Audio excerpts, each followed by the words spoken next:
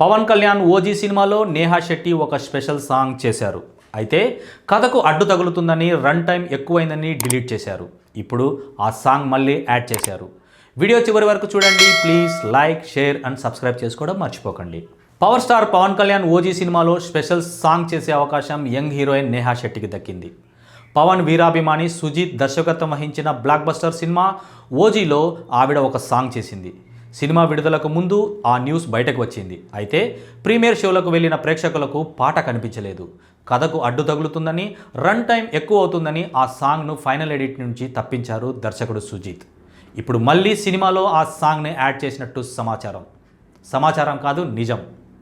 Kiss kiss bang bang థియేటర్లలో నేహా శెట్టి పాట వచ్చేసింది. ఓజీ సినిమాలో మంగళవారం రాత్రి నుంచి నేహా శెట్టి డ్యాన్స్ చేసిన special song kiss kiss bang bang add చేశారు. నిన్న అంటే మంగళవారం సెప్టెంబర్ 30న థియేటర్లోకి వెళ్ళిన ఆడియన్స్ కొందరు ఆ విజువల్స్ వీడియోలు తీసి సోషల్ మీడియాలో షేర్ చేయడం మొదలుపెట్టారు. ప్రొడక్షన్ హౌస్ డివివి ఎంటర్టైన్మెంట్ సైతం సినిమాలో పాటను యాడ్ చేసినట్లు పేర్కొంది. ఓజీ సినిమా కనుక మీరు చూసి ఉంటే ఇస్తాంబుల్ నుంచి ముంబైకి విలన్ రోల్ చేసిన ఇమ్రాన్ హష్మీ వచ్చే సన్నివేశం ఉంటుంది. ఆ సందర్భంలో పాట వస్తున్నట్లు అర్థమవుతుంది. తొలుత ఆ పాటను హీరో ఇంట్రడక్షన్ కంటే ముందు వచ్చేలా ప్లాన్ చేశారట. అయితే అప్పుడు పవన్ కళ్యాణ్ ఎంట్రీ లేట్ అవుతుందని, అభిమానులతో పాటు ప్రేక్షకులు డిసప్పాయింట్ అయ్యే అవకాశం ఉందని సాంగ్ ప్లేస్మెంట్ మార్చారు.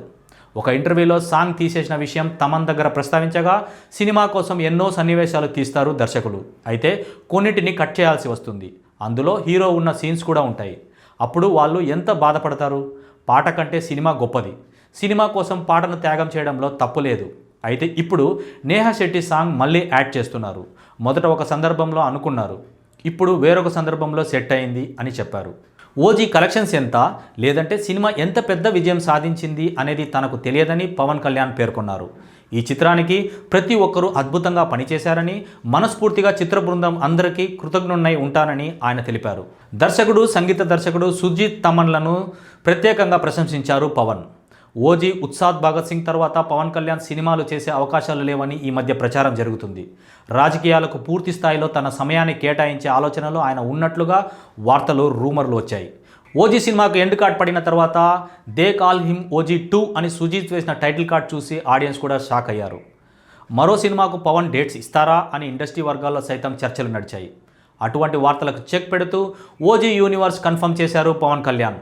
తమన్ అద్భుతమైన సంగీతం అందించారని, సినిమాటోగ్రాఫర్ రవిచంద్రన్ కూడా అద్భుతంగా వర్క్ చేశారని, సుజీత్ అద్భుతంగా సినిమా తీశాడని, నవీన్ నూలి ఎడిటింగ్ కూడా చాలా బాగుందని, ఓజీ యూనివర్స్ కోసం ఎదురు చూస్తున్నానని పవన్ కళ్యాణ్ తెలిపారు. ఓజీని పూర్తిగా సుజీత్ క్రియేషన్స్ అని పవన్ స్పష్టం చేశారు. ఓజీ విడుదల తర్వాత ఇచ్చిన ఇంటర్వ్యూలలో ప్రీక్వెల్, సీక్వెల్ కన్ఫర్మ్ చేశారు దర్శకుడు సుజీత్. రెండూ ప్యారలల్గా చేయాలని అనుకుంటున్నట్లు తెలిపారు. ఓజీ ఎండింగ్ కనుక గుర్తుంటే, జపాన్లో ఓజాస్ గంభీరా ఏం చేశాడు, అక్కడ యాకుజా గ్యాంగ్స్టర్లను ఎలా అంతం చేశాడు అనేది చూపించలేదు.